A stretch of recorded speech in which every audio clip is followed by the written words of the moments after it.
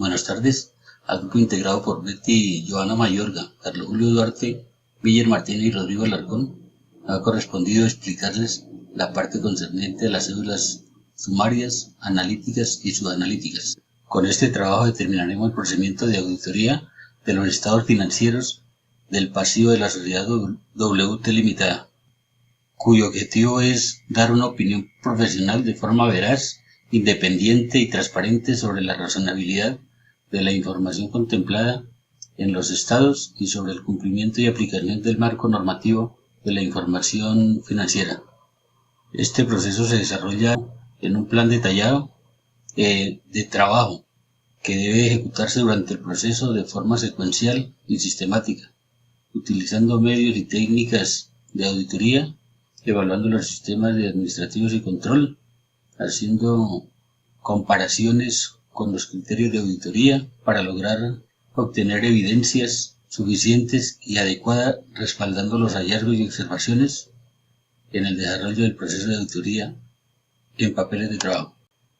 En sí, los papeles de trabajo corresponden a los diferentes documentos y planillas o las mismas cédulas que son elaboradas por el grupo auditor y registran los datos y la información obtenida durante el proceso de auditoría.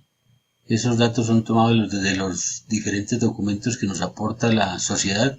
En este caso tenemos que son el anexo donde registran las partes del pasivo, la parte de documentación de la EFA, donde relaciona los pasivos corrientes y los pasivos no corrientes, y la misma hoja de trabajo de la sociedad WT Limitada.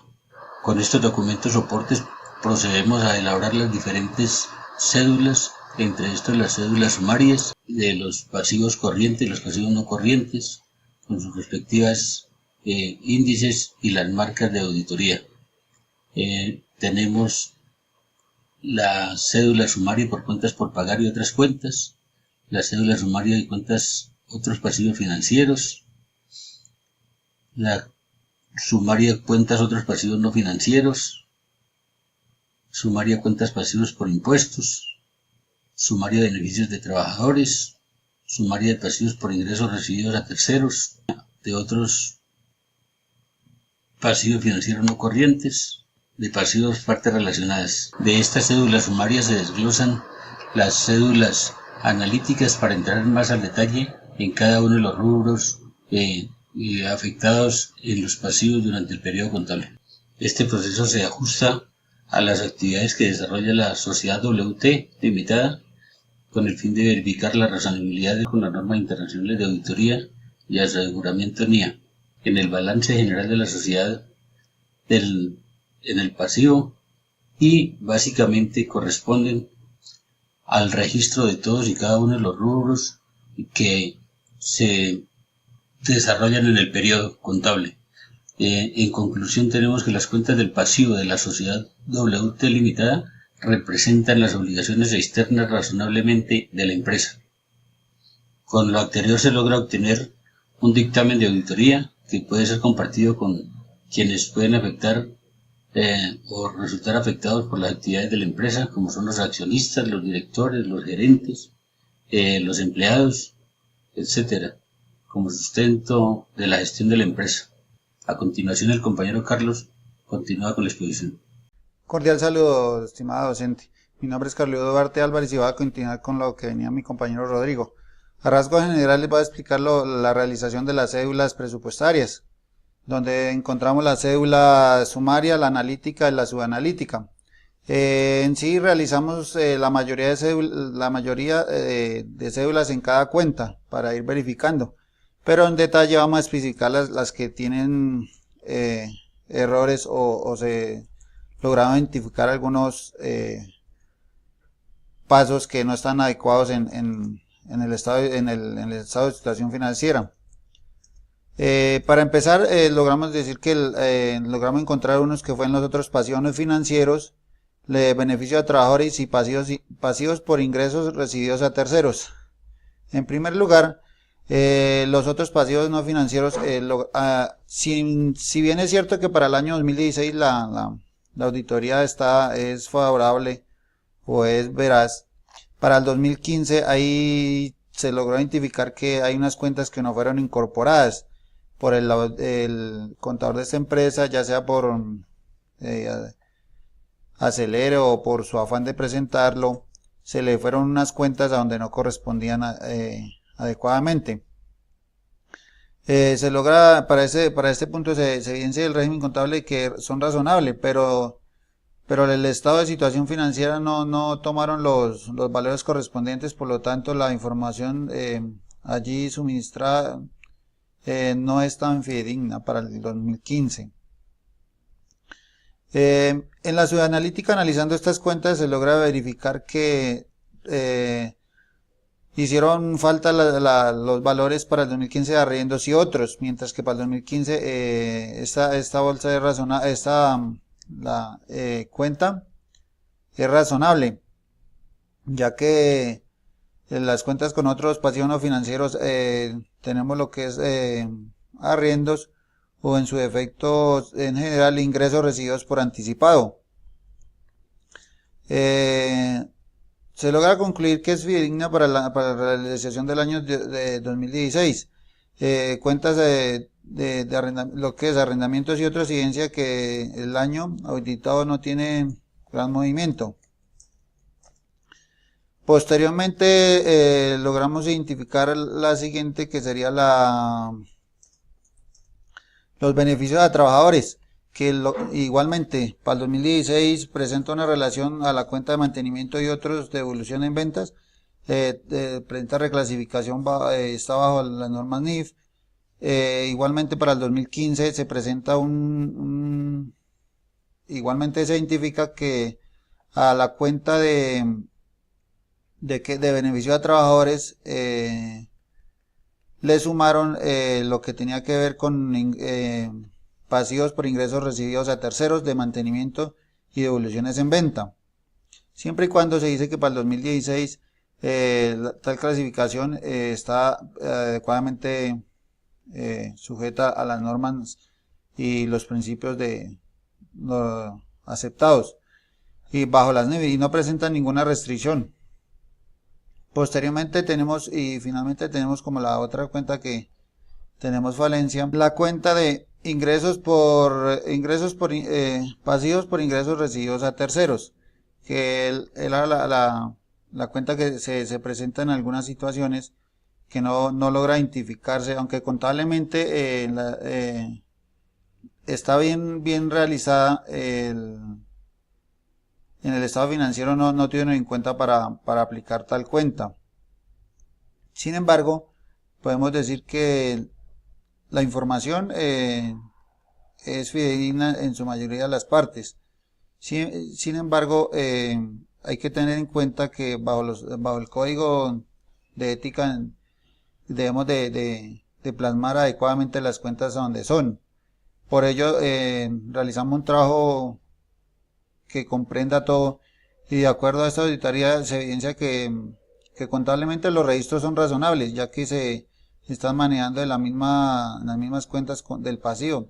Sin embargo, al confrontar la información con los papeles de trabajo, el anexo 1, hoja de trabajo y bases NIF, se encuentran valores ajustados y finalmente se evidencia una reclasificación en algunas cuentas. Así hay varias cuentas que no podemos identificar plenamente de dónde salieron. A continuación sigue mi compañera Joana, que va a explicar el informe. Muchas gracias. Hola, ¿qué tal? Soy la estudiante Joana Mayorga. Daré continuidad a la explicación que estaba realizando mi compañero Carlos Julio, para lo cual iniciaremos a ver el informe de auditoría. Antes de entrar en contexto en nuestro informe de auditoría, tenemos que tener claro que existen unos parámetros. Entre ellos están que cuando vamos a elaborarlo debemos saber quién fue el ente que nos solicitó que se hiciera esta auditoría en esta empresa. En este caso fue Sociedad WT Limitada.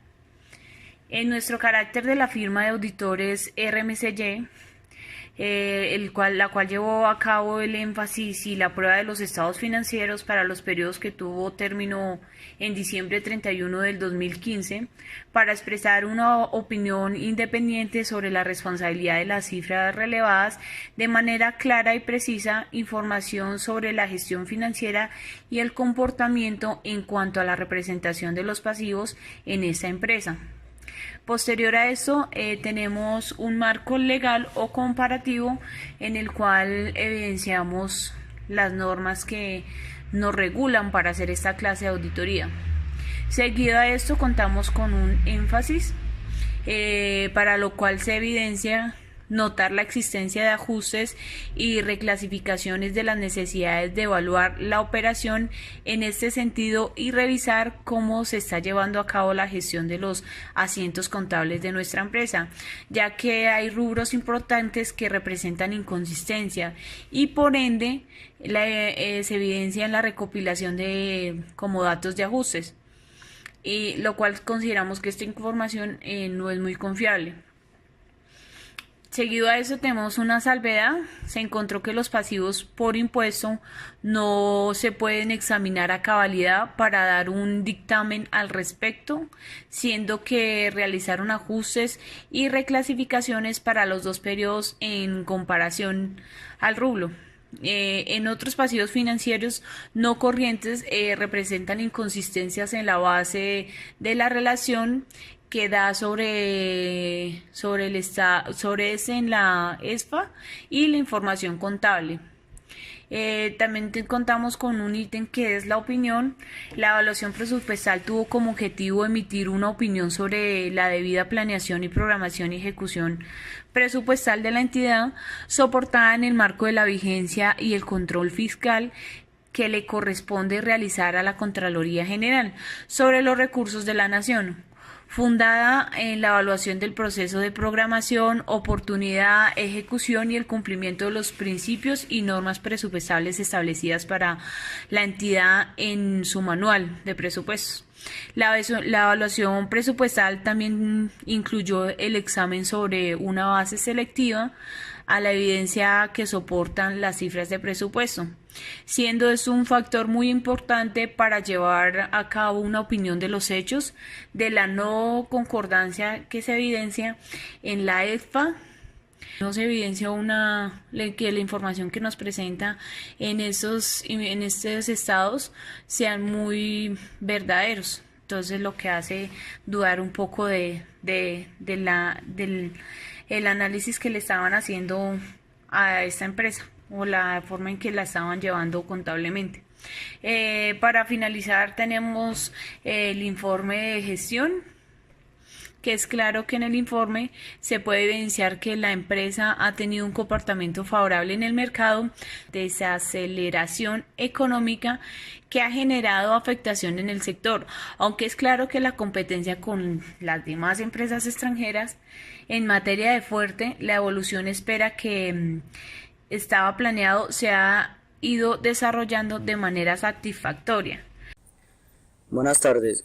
Concluyendo con respecto a lo que han hablado mis compañeros, decimos que mediante la realización de este trabajo se logra la evidencia cómo se deben desarrollar las diferentes cédulas sumarias, analíticas y subanalíticas mediante la aplicación de marcas, símbolos y análisis de cotejo de datos suministrados por la empresa a auditar, lo que permite analizar a fondo los estados financieros del pasivo. Otra conclusión que tenemos es la de segregar las diferentes cédulas analíticas de las cédulas sumarias. Se están detallando los rubros que contemplan las sumarias, los cuales contienen la comprobación y el análisis de los datos allí registrados mediante pruebas y revisión y confrontación de los mismos.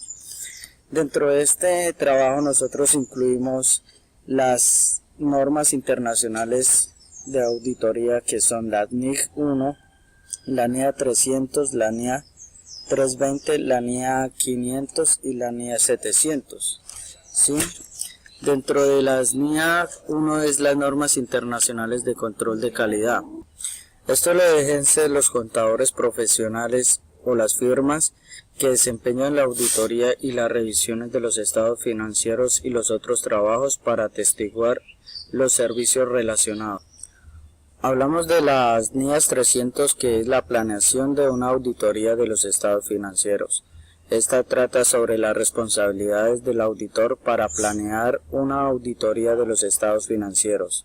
También hablamos de la NIA 300, que es la materialidad o importancia relativa en la auditoría. Esta brinda algunas pistas para identificar si una partida tiene o no importancia relativa. Esta cualidad no puede analizarse descontinuada de la composición interna o externa de la empresa. Otra es la NIA 500, que es los lineamientos para obtener evidencia de la auditoría. Y contamos con la NIA 700. Muchísimas gracias.